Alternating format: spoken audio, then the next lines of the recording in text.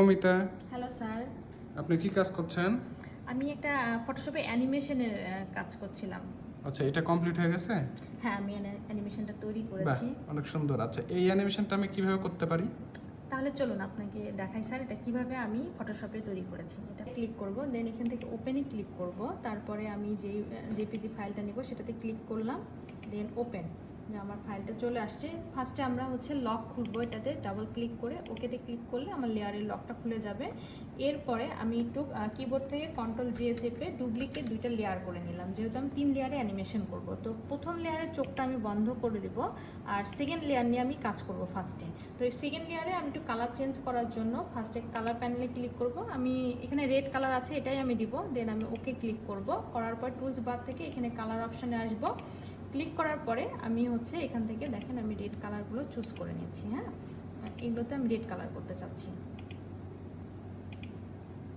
এই কয়টাই থাক আমার, নাহলে দেরি হয়ে যাবে। এরপরে এটা লক, আমি চোখটা বন্ধ করব এবং এটা লকটা অন করব। আবার এই লেয়ারে ক্লিক করব, দেন আবার আমি এখানে আসব। এখান থেকে আমি একটু গ্রিন কালারটা দিব, গ্রিন কালার চুজ করে নিলাম। দেন ওকে ক্লিক করব, করার পরে আমি আবার গ্রিন কালারগুলো করে নেব। তারাটাও আমি করে নিই, এখানে ক্লিক করলাম। ওকে, তারপরে 3টা লেয়ারের আমি চোখ অন করলাম।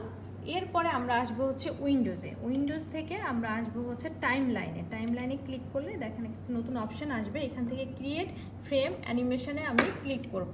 করার পরে এখানে আমাকে লেয়ার দেখাবে। হ্যাঁ, তো আমার এখান থেকে একটা লেয়ার আছে, যেহেতু আমি 3 লেয়ারে অ্যানিমেশন করব। দেখেন এখানে আবার নতুন লেয়ারের অপশান আছে, এখানে ক্লিক করলে আমার 3টা লেয়ার হয়ে গিয়েছে।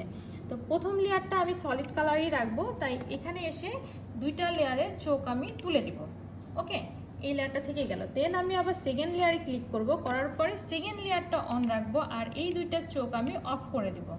আবার দেন ব্যাক আমি এখানে আসব, থার্ড লেয়ারে ক্লিক করব, করার পরে থার্ড লেয়ারটা আমরা অন রাখবো আর এই 2টা আমরা অফ করে দেব। এভাবে যে লেয়ারটা অ্যাক্টিভ রাখবো সেই লেয়ারটা আমি অন রাখবো আর বাকি 2টা চোখ আমি তুলে দেব। আচ্ছা, আমরা এটা মানে 2টা লেয়ারে সবুজ হয়ে গেছে, একটা লেয়ারে কি আমরা রেড দেব?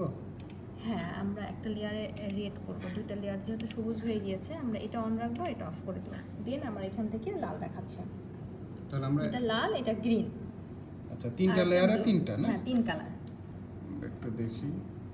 আচ্ছা, এর পরবর্তীতে আমি এখানে টাইম সেট আপ করবো। হ্যাঁ, টাইমের জন্য এই যে এখানে সেকেন্ড কথাটা লেখা আছে, এখানে ক্লিক করে আমি 1 সেকেন্ড করে টাইম সেট আপ করে দিলাম। এটা অ্যানিমেশন টাইম, আপনারা আপনাদের মতো করে কাস্টম টাইম সেট আপ করে নিতে পারবেন।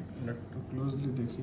হ্যাঁ, এই যে এখান থেকে টাইম সেট আপটা করা, এখানে আরও অপশান আছে, আপনারা যেটা ইচ্ছা করবেন। আমি 1 সেকেন্ড টাইম সেট আপ করে নিয়েছি। ওকে, দেন এখান থেকে আমাকে ওয়ান্সে ক্লিক করব, করার পরে আমার এখানে ফর এভারে ক্লিক করতে হবে।